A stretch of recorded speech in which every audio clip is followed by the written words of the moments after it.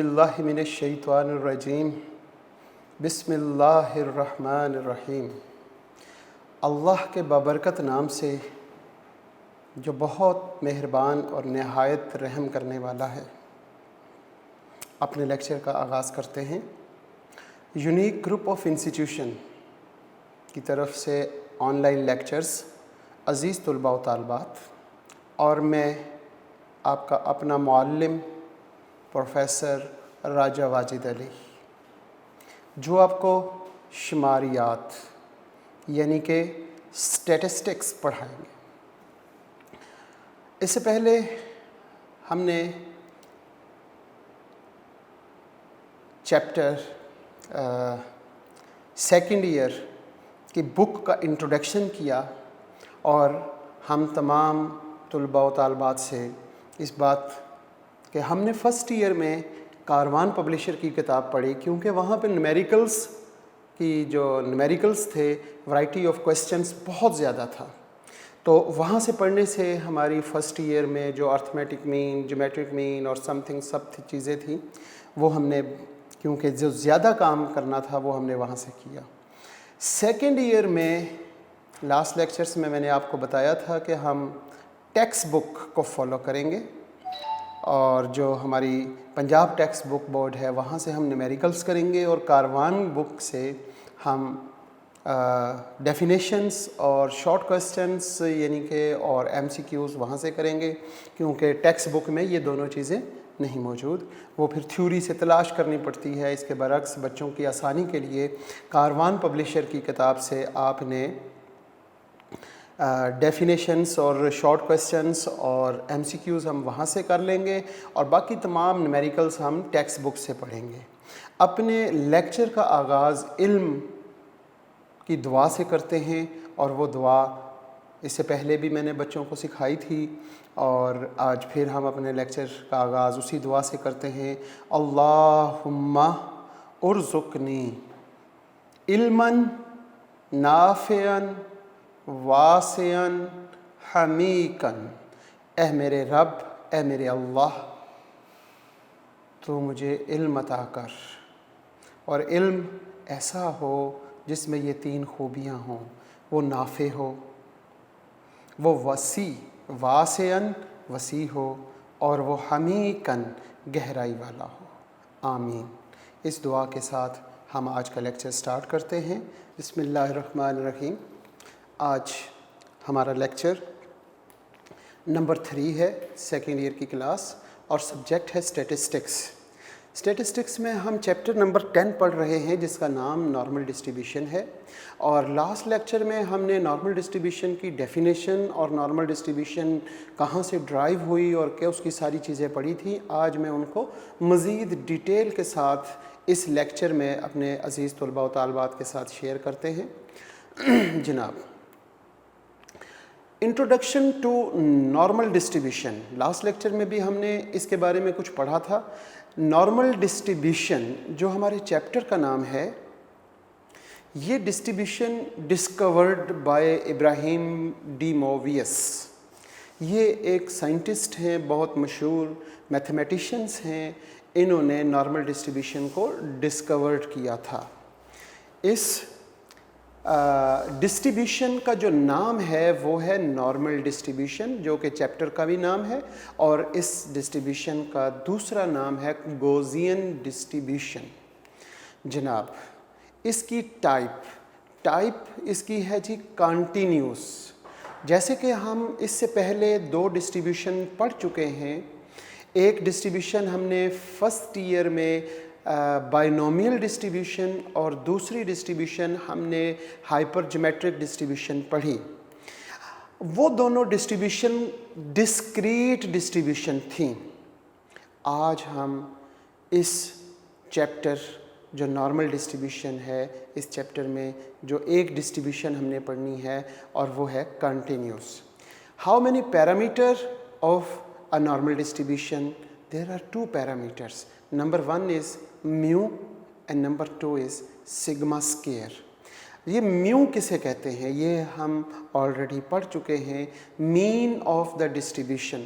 जब पॉपुलेशन का मीन होता है तो म्यू लिखते हैं, और जब सैंपल का मीन होगा तो फिर हम एक्स बार लिखते हैं। जो फर्स्ट ईयर में हम काम करते रहे, हम फर्स्ट ईयर में जितना हमने पढ़ा वो सैंपल से रिलेटेड था।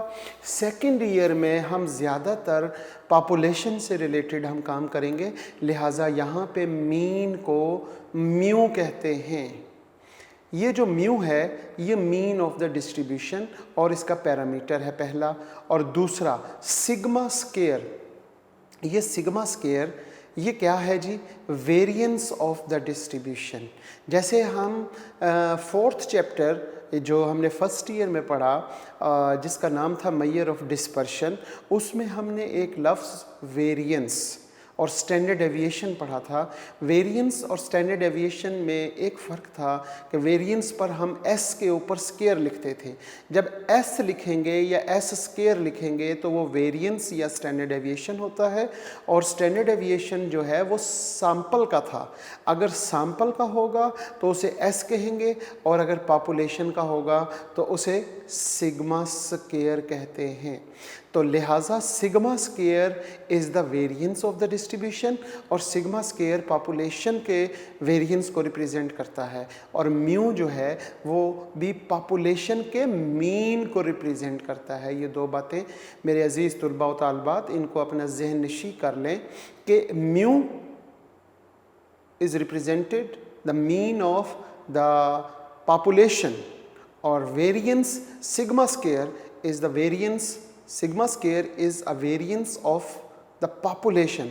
जब पॉपुलेशन का वेरिएंस होगा तो सिग्मा स्क्वायर, और जब पॉपुलेशन का मीन होगा तो उसे म्यू कहेंगे। इसी तरह जब सैंपल का होगा मीन तो म्यू नहीं कहेंगे, उसे एक्स बार कहते हैं। एक्स के ऊपर एक लाइन लगाते हैं जिसे हम एक्स बार पढ़ते हैं, और वेरिएंस के लिए हम अगर सैंपल का वेरिएंस डिस्कस कर रहे हैं तो वहाँ पे हम एस स्क्वायर कहेंगे। लिहाजा नॉर्मल डिस्ट्रीब्यूशन के दो पैरामीटर, और दो पैरामीटर कौन से, पॉपुलेशन मीन यानी म्यू और पॉपुलेशन वेरिएंस यानी sigma square.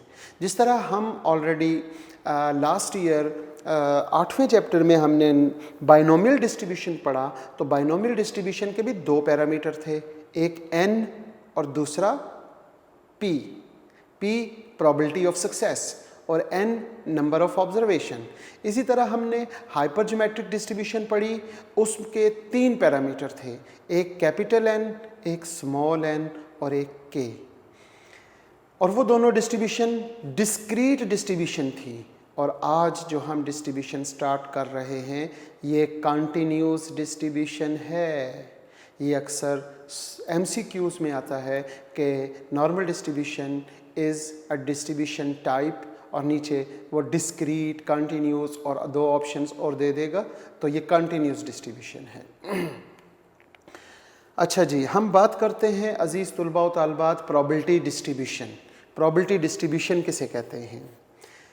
A probability distribution of a random variable may be discrete distribution और कंटिन्यूस डिस्ट्रीब्यूशन। प्रोबेबिलिटी डिस्ट्रीब्यूशन दो तरह की होती है, एक तो वो डिस्क्रीट डिस्ट्रीब्यूशन हो सकती है या फिर वो कंटिन्यूस डिस्ट्रीब्यूशन हो सकती है। जैसे मैं पहले अर्ज़ कर चुका हूँ कि हमने डिस्क्रीट डिस्ट्रीब्यूशन फर्स्ट ईयर में, जब हमने फर्स्ट ईयर में दो डिस्ट्रीब्यूशंस पढ़ी तो वो डिस्क्रीट डिस्ट्रीब्यूशंस थी, जो कि बाइनोमियल डिस्ट्रीब्यूशन और हाइपरज्योमेट्रिक डिस्ट्रीब्यूशन। और अब जो हम पढ़ने जा रहे हैं वो कंटिन्यूस डिस्ट्रीब्यूशन है, जिसका नाम नॉर्मल डिस्ट्रीब्यूशन है। Now let us have a brief review of discrete distribution and continuous distribution. ये जो डिस्क्रीट और कंटिन्यूस डिस्ट्रीब्यूशन है इनको हम ब्रीफली थोड़ा सा रिव्यू कर लेते हैं कि ये है क्या। अजीज़ तुलबा व तालबात, डिस्क्रीट प्रोबेबिलिटी डिस्ट्रीब्यूशन जनाब, अ डिस्क्रीट रैंडम वेरिएबल, एक रैंडम वेरिएबल, पहले तो हमने वेरिएबल पढ़ा, फिर हमने रैंडम वेरिएबल, और रैंडम के साथ हमने देखा discrete random variable can assume values which have finite और काउंटेबल और इनफाइनाइट। हम आगे बात करते हैं discrete random variable usually involves a count of something. The probability distribution of a discrete random variable is called discrete probability distribution.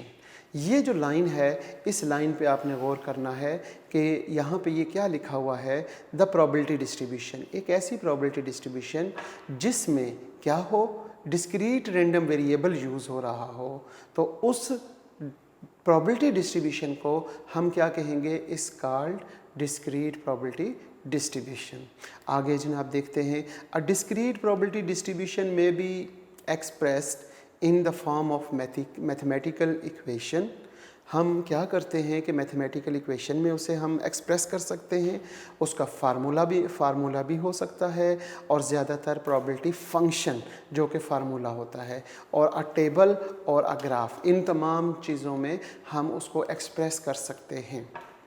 एक example जो हमने लास्ट लेक्चर में भी ये एग्ज़ाम्पल हमने पढ़ी थी कि इन an experiment in which a single die is rolled and the number of dots on the top most faces is observed. इसका मतलब ये हुआ कि आपने क्या करना है कि आपने डाइस को रोल कर दिया और उसके ऊपर जो कुछ भी आ सकता है, जो भी नंबर ऑफ डॉट्स आए, आपने वो काउंट कर लेने हैं. सोल्यूशन में हम देखते हैं कि अगर हम डाइस को रोल करें तो रैंडम वेरिएबल हमारे पास क्या क्या पॉसिबल है. A random variable can assume specific values 1, 2, 3, 4, 5 and 6. आपके पास या 1 आ सकता है, या 2, या 3, या 4, या 5, या 6. 6 से ज़्यादा नहीं आ सकता और 1 से कम नहीं हो सकता, और 1 और 2 के दरमियान कोई भी वैल्यू पॉसिबल नहीं है. प्रोबेबिलिटी फंक्शन, अब यहाँ पे जब हम प्रोबेबिलिटी फंक्शन की बात करेंगे तो उसका फंक्शन 1/6 होगा. क्यों होगा? क्योंकि हर वैल्यू की प्रोबेबिलिटी 1/6 है. For x is equal to 1, 2, 3, 4, 5, क्योंकि ये डिस्क्रीट है, उसका एक फंक्शन है, उसको हम एक इक्वेशन के तहत यूज़ कर सकते हैं. इसी तरह हम देखते हैं कि x इज़ इक्वल टू 1, 2, 3, 4, 5, 6, हम प्रोबेबिलिटी जो डिस्ट्रीब्यूशन है उसका टेबल कैसे एक्सप्रेस कर सकते हैं. x की वैल्यूज़ लिख देते हैं, 1, 2, 3, 4, 5, 6, ये पॉसिबल आउटकम आ सकते थे. अब 1 आने की प्रोबेबिलिटी क्या है, वो है 1/6. तो जो हमारे पास आउटकम, पॉसिबल आउटकम है, उसकी प्रोबेबिलिटी उसके सामने लिख दें तो ये प्रोबेबिलिटी डिस्ट्रीब्यूशन बन जाएगी. और क्योंकि ये जो वेरिएबल x है ये डिस्क्रीट है, इसलिए इस टेबल को डिस्क्रीट प्रोबेबिलिटी डिस्ट्रीब्यूशन कहेंगे. तो 1 की प्रोबेबिलिटी 1/6, 2 की प्रोबेबिलिटी 1/6, 3 की प्रोबेबिलिटी भी 1/6, 4 की प्रोबेबिलिटी भी 1/6, 5 की प्रोबेबिलिटी भी 1/6 और 6 की प्रोबेबिलिटी भी 1/6. तमाम की तमाम पॉसिबल आउटकम्स की प्रोबेबिलिटी 1/6 है, और इसका टोटल अगर इक्वल टू 1 हो तो ये प्रोबेबिलिटी डिस्ट्रीब्यूशन होती है. और ये probability distribution discrete probability distribution है. क्यों? क्योंकि इस डिस्ट्रीब्यूशन में जो x है वो हमारे पास वेरिएबल जो है वो डिस्क्रीट वेरिएबल है, इसलिए ये डिस्क्रीट प्रोबेबिलिटी डिस्ट्रीब्यूशन है. Remember, the binomial and hypergeometric probability distribution are the example of the discrete random variable distribution. ये हम ऑलरेडी डिस्कस कर चुके हैं. Continuous probability distribution. रिकॉल, हम एक बात दोबारा याद करते हैं. डेटा कंटिन्यूस, कि कंटिन्यूस किसे कहते हैं? Continuous is one that can assume all the values in some interval on the number line. हमारे पास जो इंटरवल है उस इंटरवल के दरमियान we can assume all the values, सारी की सारी वैल्यूज़ अगर अज्यूम हो जाएं तो उसे हम कंटिन्यूस कहते हैं, जो नंबर लाइन पर मौजूद हैं. जैसे कि एग्जांपल के तौर पे हम देख लेते हैं, continuous random variable is the weight of the male student of the post graduate level. हमारे पास पोस्ट ग्रेजुएट लेवल के स्टूडेंट्स हैं, हमने उनका वेट लिया. अब वेट जो है ना वो कंटिन्यूस वेरिएबल कहलाता है. जैसा कि the probabilities not included only might wait anywhere से 120 और 121. और अप टू सो ऑन 170। अब हमारे पास एक रेंज है 120 से 170 तक, but also the infinity of the number between these. इस रेंज के दरमियान हमारे पास इन्फिनिटी बेशुमार नंबर्स हैं हमारे पास इस रेंज के दरमियान 120 और 170, बल्कि 120 और 121 के दरमियान में भी हमारे पास इन्फिनिट नंबर हैं between 120 and 121। Even between two values, जो बात मैंने अभी आपको डिस्कस कर रहा था वही आगे पॉइंट के सूरत में लिखा हुआ है। Even between two values 120 and 121 are the infinite number of weights such as 120.00001, 120.000000124 and 120.04132 and so on. इस तरह के इन्फिनिट नंबर हैं 120 और 121 के दरमियान, जो हम क्या कर सकते हैं, वी कैन अज्यूम, हम अज्यूम कर सकते हैं कि किसी का वेट इतना हो। इसी तरह लिखा हुआ we can not attach probability to specified values. अब हम जो प्रोबेबिलिटी है किसी एक वैल्यू के साथ स्पेसिफिक नहीं कर सकते, जैसे हमने डिस्क्रीट में की थी, लिहाजा ये कंटिन्यूस है। Remember the normal probability distribution, जो चैप्टर हमारा है चैप्टर नंबर 10, और इस किताब का पहला चैप्टर जिसका नाम है नॉर्मल डिस्ट्रीब्यूशन या नॉर्मल प्रोबेबिलिटी डिस्ट्रीब्यूशन। तो normal probability distribution is an example of the continuous random variable distribution. Standardized random variable हमारा नेक्स्ट टॉपिक है जी, या नेक्स्ट हेडिंग है standardized random variable. Any random variable can be transferred. कोई भी random variable है, वो कंटिन्यूस है, डिस्क्रीट है, उसको हम ट्रांसफ़र करते हैं एक स्टैंडर्डाइज्ड रैंडम वेरिएबल में बाय द सब्ट्रैक्टिंग मीन, यानी कि जो हमारे पास वेरिएबल है उसमें से उसका मीन माइनस कर दें, and dividing by the standard deviation, और स्टैंडर्ड डेविएशन पे उसे डिवाइड कर दें, तो हमारे पास एक नया वेरिएबल बनेगा जिसको हम कहेंगे स्टैंडर्डाइज्ड रैंडम वेरिएबल। बहुत आसान सी डेफिनेशन है, any random variable can be transferred. किसी भी रैंडम वेरिएबल को ट्रांसफ़र कर दिया जाए, किस में, स्टैंडर्डाइज्ड रैंडम वेरिएबल में ट्रांसफ़र कर सकते हैं to the standardized random variable. कैसे, बाय सब्ट्रैक्टिंग द मीन, उस वेरिएबल में से मीन को माइनस करें और जो जवाब आए अब आप डिवाइड कर दें बाय स्टैंडर्ड डेविएशन। इफ़ हम सपोज करते हैं अ रैंडम वेरिएबल x, एक रैंडम वेरिएबल x है जी, हैज़ अ मीन म्यू, उसका मीन म्यू है, population mean mu and standard deviation sigma. तो फिर हम क्या करेंगे, ये जो x है इसमें से इसका मीन माइनस करें और स्टैंडर्ड डेविएशन पे डिवाइड करें, तो क्या हो जाएगा, द स्टैंडर्डाइज्ड रैंडम वेरिएबल, वो एक स्टैंडर्डाइज्ड रैंडम वेरिएबल हो जाएगा, बन जाएगा, और उसको हम z से रिप्रेजेंट करेंगे, इज़ डिफाइन एज, और डिफाइन उसको ऐसे करेंगे कि z is equal to x minus mu over sigma. तो ये x हमारे पास रैंडम वेरिएबल है, इसको हमने ट्रांसफ़र किया standardized random variable that is called z। कैसे किया कि जो रैंडम वेरिएबल है उसमें से उसका मीन माइनस किया और स्टैंडर्ड डेविएशन पे डिवाइड कर दिया, यही इसकी डेफिनेशन है।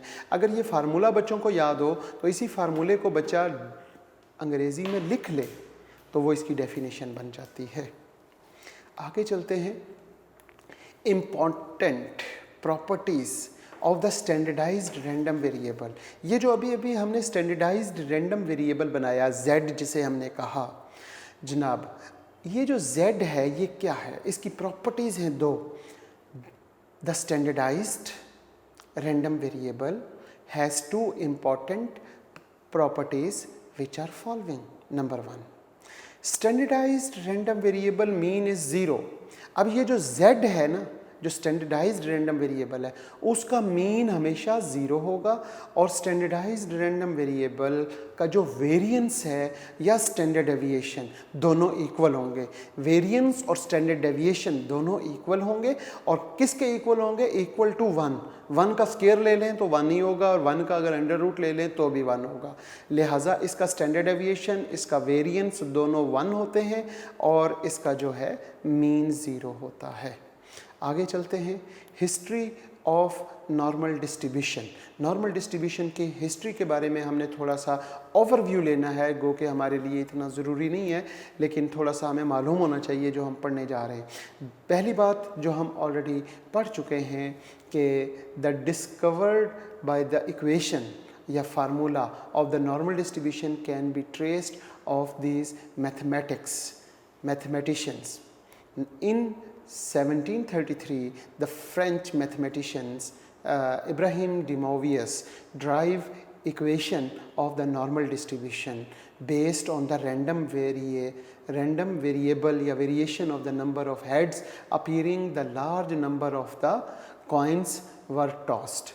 ये 1733 में फ्रेंच मैथमेटिशियंस था इब्राहिम de Moivre, उसने ड्राइव की नॉर्मल डिस्ट्रीब्यूशन की इक्वेशन, जो कि उसने कॉइन्स को थ्रो किया और large number of times coin को थ्रो करने के बाद उसने इक्वेशन ड्राइव की। अबाउट 100 ईयर लेटर, 100 साल पहले, टू मैथमेटिशियंस, ये उनके नाम है जी, Pierre Laplace in French and Karl Gaussian in Germans, discovered the equation of the normal distribution independently and without knowledge of the de Moivre's work. इन दोनों scientist ने independently इस पर काम करते हुए एक इक्वेशन ड्राइव की और उसको इससे पहले जो de Moivre's का काम था उसको नहीं मालूम था, क्योंकि उस वक्त इतनी एडवांस दुनिया नहीं थी। इन 1924 कार्ल पियर्सन फाउंड, उसने देखा कि de Moivre's ने डिस्कवर किया हुआ है फार्मूला बिफोर द लैप्लास और गॉसियस।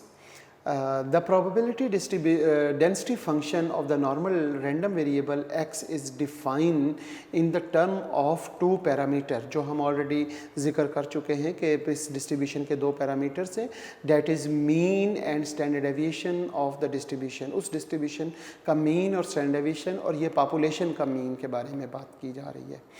Important of the normal distribution,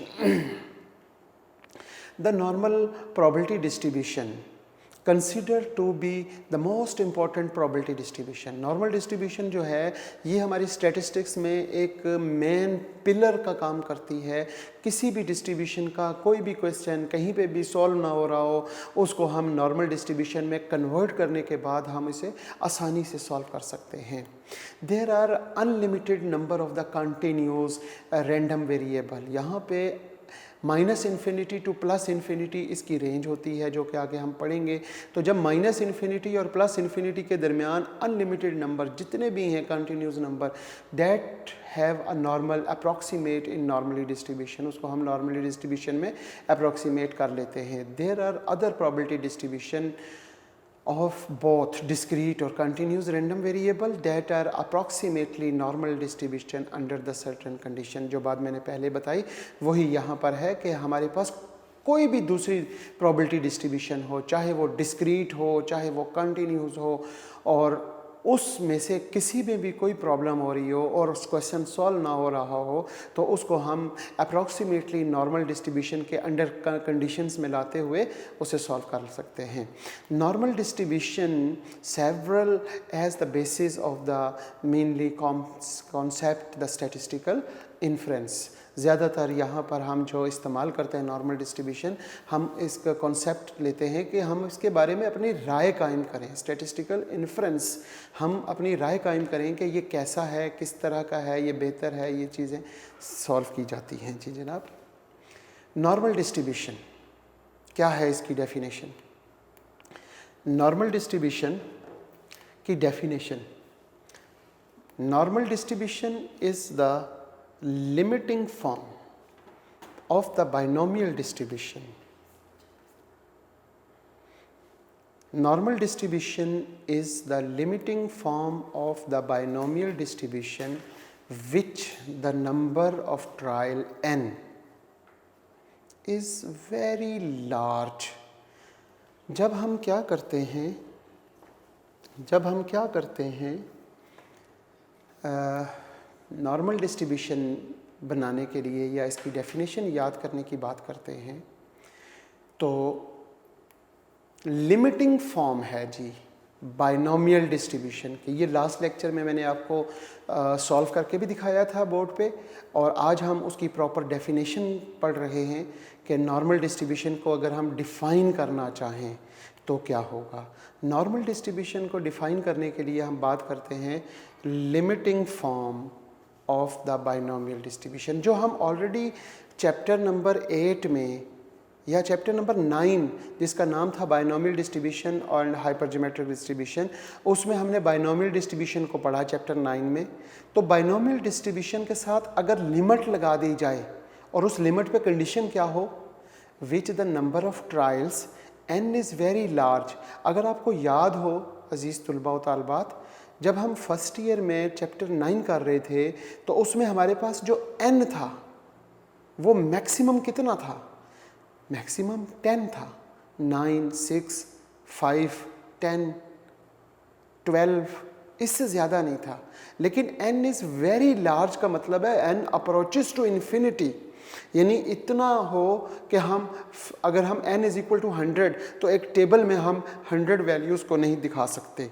n is very large and neither p यानी प्रोबेबिलिटी ऑफ सक्सेस और या फिर q probability of failure is very small, यानी कि प्रोबेबिलिटी ऑफ सक्सेस यानी कि p या फिर q, इन दोनों में से कोई एक बहुत स्मॉल हो, देन फिर क्या होगा, binomial distribution is convert into the normal distribution, is also called Gaussian distribution. मैंने आपको बताया कि नॉर्मल डिस्ट्रीब्यूशन इससे पहले इब्राहिम डेमोवियस ने इक्वेशन ड्राइव की थी, लेकिन इसके बाद वो कार्ल पियर्सन और एक जर्मन साइंटिस्ट गोज़ जो 1777 टू 1855 इनकी ये डेट्स हैं, इन्होंने क्योंकि मालूम नहीं था इनको तो इन्होंने भी काम किया, तो